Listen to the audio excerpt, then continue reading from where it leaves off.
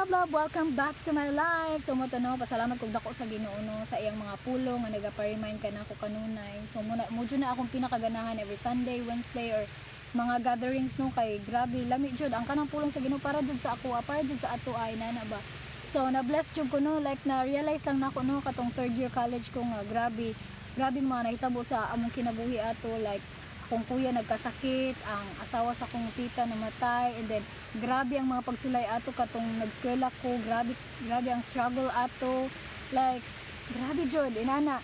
So wala na ko kaabaw unsay akong buhaton, pero ako ato nga time ganahan jud kong mutabang inana, ganahan kong mutabang sa akong nga family financially inana, but sa umang pagtabang nga napa ko sa eskwela inana. So akong buhat ato nagplano ko moadto ko gawas inana. So na nami gitawagan nga kanang kuan, one call away na lang jud siya na nami na kuan nga agent bitaw inana nga mutabang sa amo nga makaadto abroad inana kay mag domestic helper ang person merabag dako bitaw. So mo no nga mo jud akong kuan diretso dayon nga kanang plano bitaw inana. So nya ang kuan pa jud ato nga time kay ugma tawag kanang muna ang tatay pag-ari ato nga mo interview sa amoa. So may gani the night before ugma oo sa gabi nag-open ko sa akong mga plano hinana.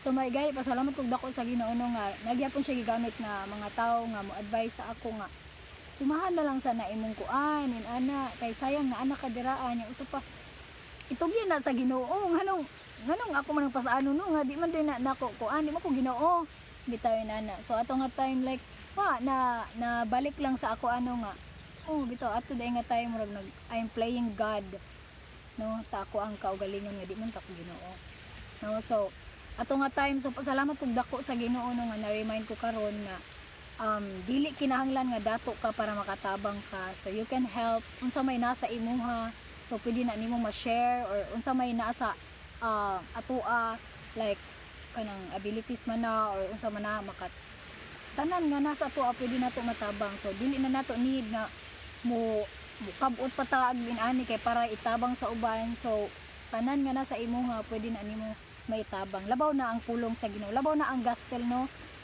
labaw na sa nadawat nato nga kaluwasan. So mo nay pinakadako nato nga tabang sa atong isig katawo no kay mo na ang pila ka need nila no, whether dato man na sila or pobre man na sila, ang pinaka need sa usa ka tawo ang gospel jud no nga masabtan nila unsaon na nila ang mga butang nga imong itabang sa ilaha kung sila wala pa Jesus sa ilang kinabuhi no. So unahon jud nato na ang gospel.